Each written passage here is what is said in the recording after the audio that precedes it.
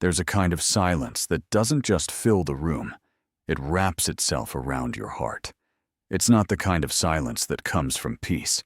It's the kind of silence that lingers after your adult child walks by and doesn't say a word. It's the kind of silence that follows a phone call that never came. The kind that grows heavier with every holiday spent alone. You sit by the window. A cup of tea slowly goes cold in your hand. The clock ticks, and you ask yourself the question you never imagined you'd have to ask. How did we get here? You think back to when they were small, the scraped knees, the late-night fevers, the way they clung to you in storms, the way they called for you when life was too big. You were their hero. You were their safe place. You were home. But now, they look at you like you're an inconvenience. They speak to you with tones that sting. Or worse, they say nothing at all. Sometimes, silence hurts more than any words ever could, and you start to wonder, did I fail them? Did I love them too much, or not enough? Where did it go wrong? But here's what no one tells you when your children grow up. Parenthood doesn't end. It just changes shape. And sometimes, that shape becomes unfamiliar, even painful. This video is for every parent who has quietly cried in a locked bathroom, who has rehearsed text messages 100 times but never hit send, who has smiled through dinners while their heart was breaking. This isn't just a video. It's a conversation you've needed for a long time. And today, we're going to have it. It rarely happens in one moment. It's not usually a big fight, not some explosive scene from a movie. Instead, it begins quietly. They stop calling as often. Conversations become shorter. You feel like you're the only one initiating contact. Then holidays come and go. No invitation, no visit, just a short message, or worse, nothing at all. You hear about major life events through social media. You weren't told about the promotion, the move, the new baby. You see pictures of gatherings, family dinners, celebrations, and you're not in them. When you ask how they're doing, they answer with, "Fine, busy, gotta go." When you express how much you miss them, they respond with, "Don't be so sensitive. You're making things about you. Stop being dramatic." They roll their eyes when you give advice. They make jokes at your expense. They change the subject when you talk about anything emotional. And slowly, you feel like a guest in your own child's life, like a distant relative, not a parent. Like someone they tolerate, not treasure. This is emotional distancing, and it hurts. It doesn't leave bruises on your skin, but it leaves deep cracks in your spirit. There's no single reason why adult children turn away, but there are patterns. Sometimes they carry unspoken resentments from childhood, things they never told you, things they misremembered or misunderstood. Sometimes it's about control.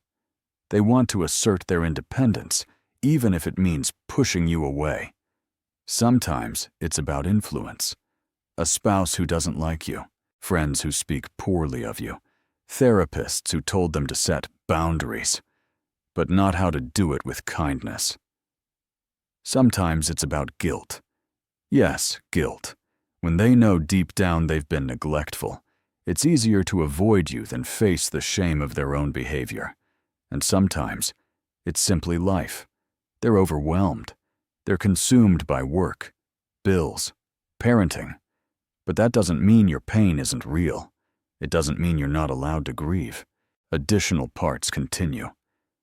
No one talks about this grief. There's no funeral for the loss of closeness.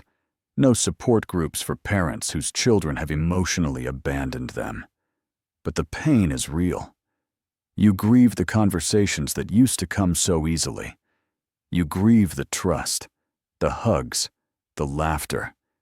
You grieve the small things. Being called for recipes, helping with the grandkids, sharing the holidays. You might even feel ashamed of how much you miss them. You might hide your pain from friends, Because what kind of parent admits their child doesn't want them? But here's the truth. You are not alone. Millions of parents carry this invisible wound.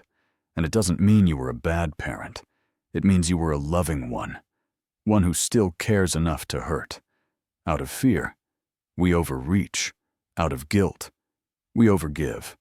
Out of sadness, we overshare. And without realizing it, we push them further. Here are common reactions that backfire. Guilt tripping. After all I've done for you. Or, you'll regret this someday. Over-communicating. Texting too often. Calling too much. Trying to stay involved in every detail of their life. Passive aggressiveness. You say, I'm fine, but your tone says otherwise. Denial. Telling yourself, it's just a phase, when the truth is, they've pulled away emotionally. None of this makes you a bad parent. It makes you human. But if we want things to change, we have to start with ourselves. You may not be able to change your child's heart, but you can change how you respond. You can reclaim your sense of peace, self-worth, and clarity. Here's how. Step 1. Accept the pain without blaming yourself. It's okay to grieve. It's okay to say, this hurts more than I ever imagined. But don't let that pain turn inward. Don't turn it into shame. You can be a loving parent and still have a distant child. Step 2. Set boundaries with grace. Love does not mean tolerating abuse. Respect doesn't mean erasing yourself. You are allowed to say, I will not be spoken to with sarcasm. If you raise your voice, I will end the call. I'm here when you're ready to talk with respect. Step 3. Stop begging for their love. The more you chase, the faster they run. You do not have to perform to be loved. You do not have to shrink to be accepted. Step 4. Rebuild a life outside of them. Your identity is not only mom or dad. Reconnect with friends. Start a hobby. Volunteer. Travel. Laugh again. Step 5. Speak, then let go. If there are things you need to say them. Write a letter, not to guilt them, but to express your truth. Say, I miss you. I'm confused by the distance. I'm here when you're ready to rebuild. Then release the outcome. Step 6. Know this is not the end of your story. Just because they're silent now doesn't mean they'll stay that way. Even if they never return, you still get to live, to laugh, to be loved. Let me tell you about James. He's 74, retired mechanic, 2 kids. One of them hadn't spoken to him in 3 years. No fights, just silence. He used to call, used to send birthday cards, used to leave voicemails that were never returned. Then, one day, he stopped. He started going to the park again. He joined a walking group. He learned how to play chess at the community center. And slowly, he started to smile again. 3 months later, his phone rang. It was his daughter. Dad, I miss you. I didn't know how to come back.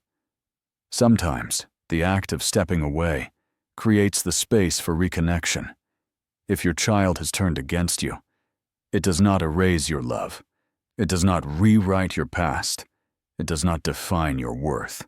You are not just a chapter in their story. You are the author of your own. You get to choose peace.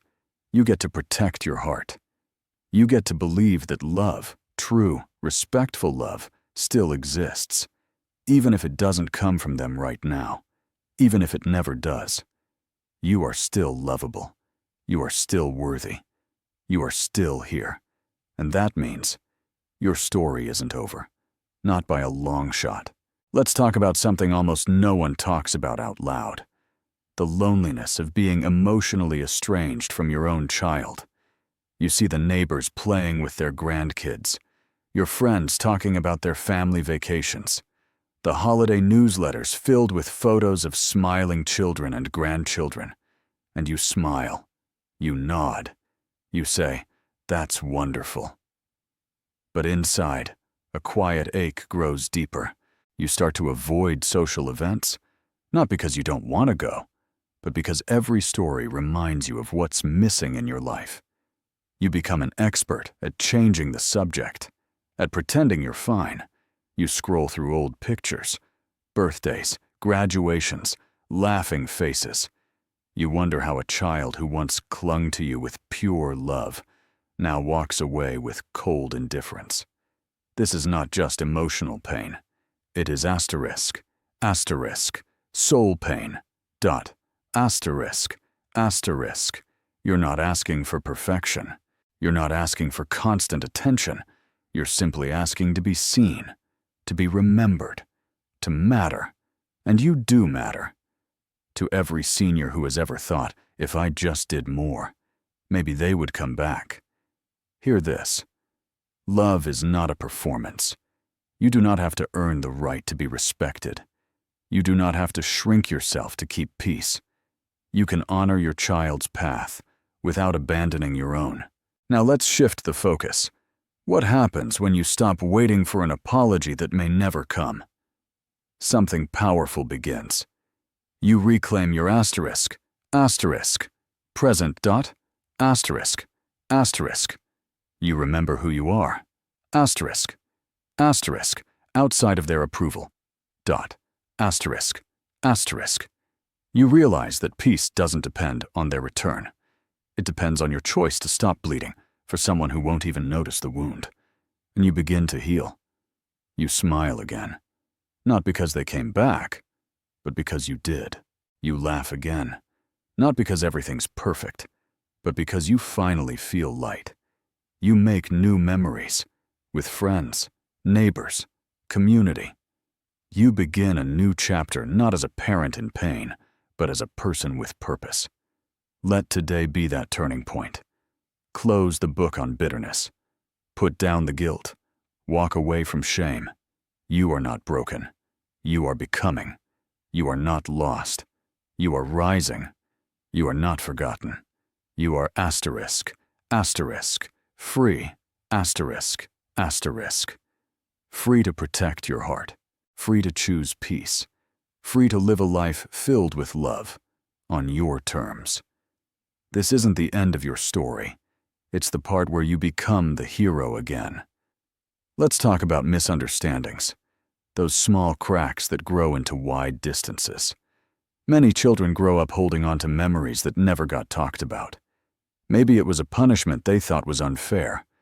Maybe it was a moment where you were silent, and they interpreted it as not caring.